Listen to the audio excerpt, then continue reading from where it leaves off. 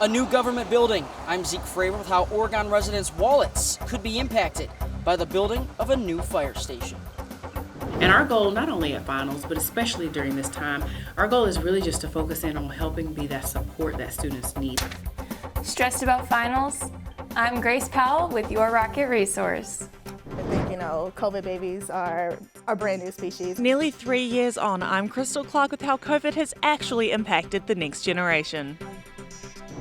Plus, a TikToker takes on UT and I give him a taste of his own medicine. UT 10 News starts now. While the worst of the COVID pandemic may be behind us, officials warn of a tough winter ahead. More on that later. We know COVID-19 has been hard on the kids, but new research gives us insight into just how much children have been affected. UT 10's Crystal Clark is live with us now. Crystal, what does the research show? Well, this study from Harvard University compared children born during and prior to the pandemic and found kids born during COVID have experienced a significant delay in communication development. The biggest reasons?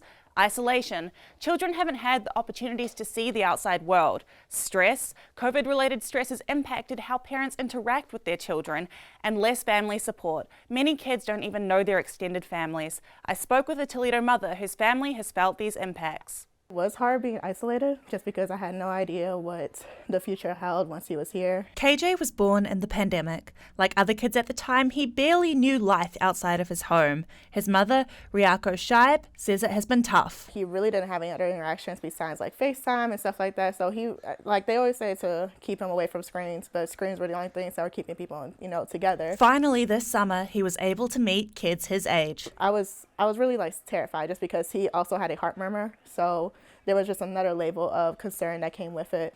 Despite finally being able to get outside, like many others, KJ has had trouble adjusting. He is a little bit speech delayed. He was still around me with a lot of things, but everyone's wearing masks. So he doesn't understand some of the social things that came with it. Shaib says becoming a parent in the middle of COVID has had both upsides and downsides. So in terms of the emotional bonding, I think it was great. In terms of the social cues and, understanding the environment and not being too wary of it, that might be something to be concerned about.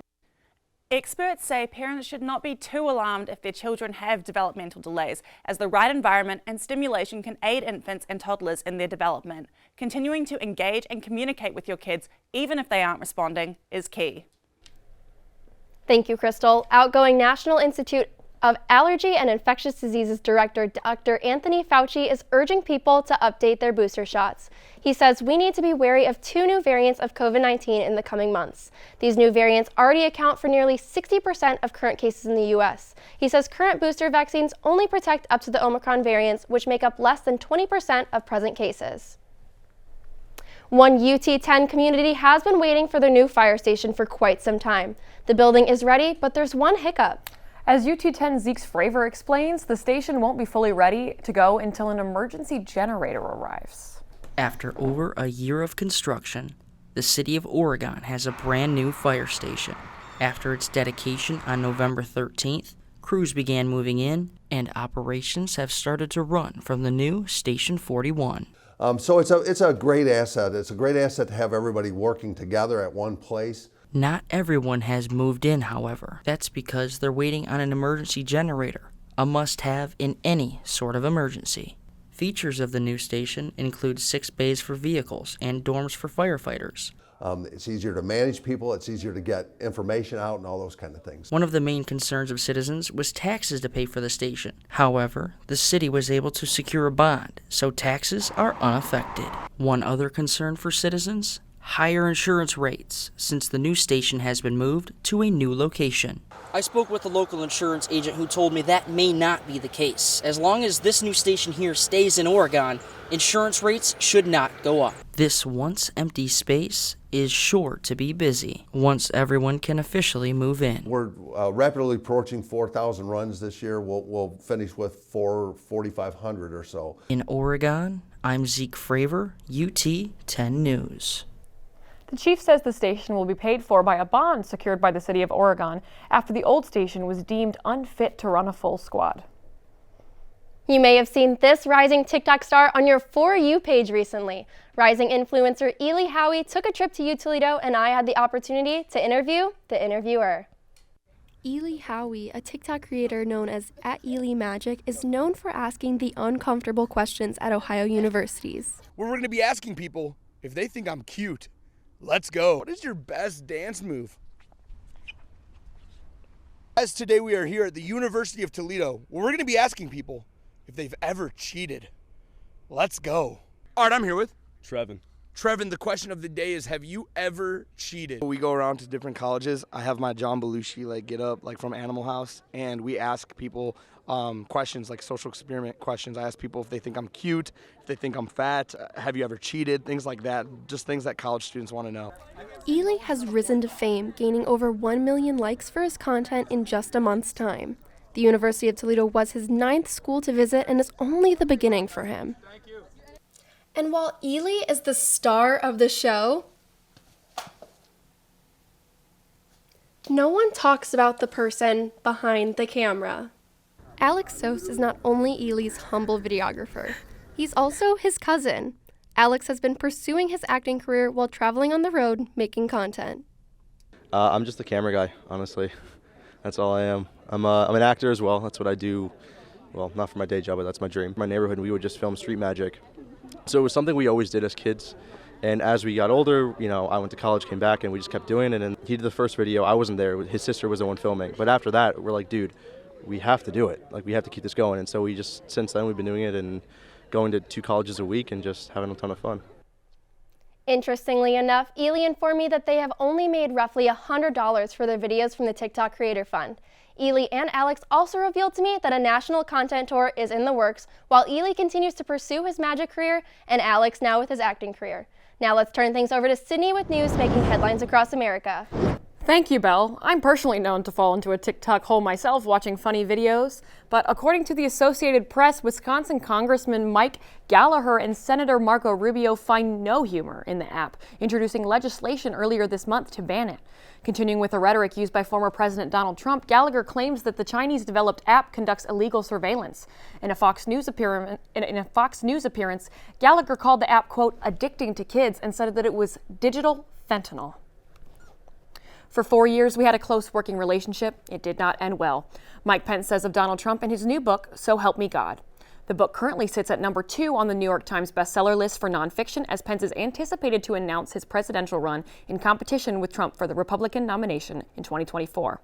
After news broke of Trump's meeting with Ye and an anti-Semite and Holocaust denier at Mar-a-Lago, Pence commented that the former president had demonstrated profoundly poor judgment and should apologize. On-edge students returned to the University of Idaho after Thanksgiving break, still with no arrest made for quadruple murder case. The AP reports instructors have been told to adapt courses to offer the last 2 weeks of classes online for students who feel unsafe. A candlelight vigil was held Wednesday the 30th, postponed from the original date of Monday, November 21st, due to students fleeing campus. This is the first murder case in Moscow, Idaho since 2015. In entertainment, Beyonce Knowles has tied her husband Jay-Z for the most Grammy nominations with 88 nods. According to the AP, the Carters passed Paul McCartney, holding the previous nominations record with 81. Beyonce received 9 this year, while Jay-Z received 5. With 28 awards, Beyonce is the most decorated female artist in Grammy history. Back on campus, final exams are quickly approaching, and this week, Grace Powell shares a Rocket resource that can help students prepare for those end-of-semester tests. I know a lot of times, especially with finals coming up, students are really getting stressed, really getting nervous about finals, trying to prepare for it. And our goal, not only at finals, but especially during this time, our goal is really just to focus in on helping be that support that students need. The Learning Enhancement Center in the basement of the Carlson Library offers students drop-in, one-on-one tutoring in math, science, engineering, statistics, and business. They come in during our open hours and they drop in for tutoring. They can spend a few minutes here, get an answer to a quick question, or they can stay for hours and use it as a study space, whatever works best for them. I think it's helped me definitely with questions I have that, can't always ask my professors, so I just always resort to this. Finals can be overwhelming, and studying is a daunting task, but the LEC offers these 3 tips to help you get started. So some of the things we try to make sure students focus on during finals especially is to, first of all, know your final schedule. Know the schedule for each of your classes for your final exam for each of your classes. That's number 1. After that, let's figure out how do we structure our studying. create a plan. How am I going to study for each of these finals so that I have enough time leading up and I'm not waiting to the last minute and just having to cram everything in at the last minute and not getting any sleep, because you need sleep. And lastly, come into the LEC. Come in, let us work with you one-on-one if you need it. And if not, if you are comfortable making that schedule, just come down to the center, use us as a study space, and then you have access to all of the tutors while you're here to get any help you may need. At the University of Toledo, I'm Grace Powell, UT 10 News. The Learning Enhancement Center is open all of next week, as well as Sunday through Wednesday of finals week. And if you need help finishing up any final papers, you can schedule an appointment with the Writing Center, which is right next door to the LEC. Hours and more information can both be found on our website, ut10news.com. Don't go anywhere. Sports is next.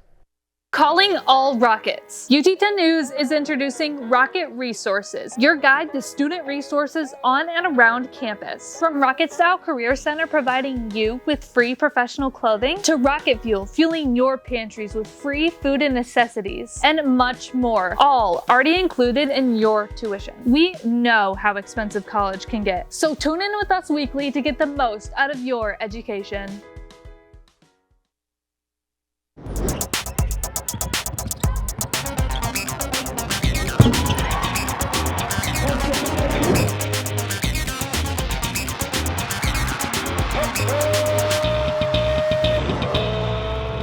I'm Zeke Fravor, and this is your UT10 Sports Report.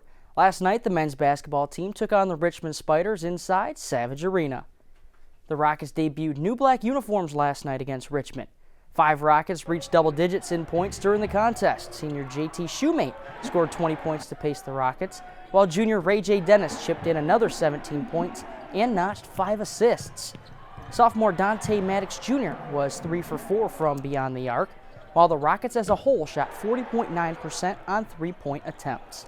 The Rockets led 40-33 at the half, but pulled away in the second half, cruising to a 23-point win. The win was Todd Kowalczyk's 399th victory as head coach of the Rockets. On Saturday, they'll travel to Fairfax, Virginia, where they'll take on George Mason.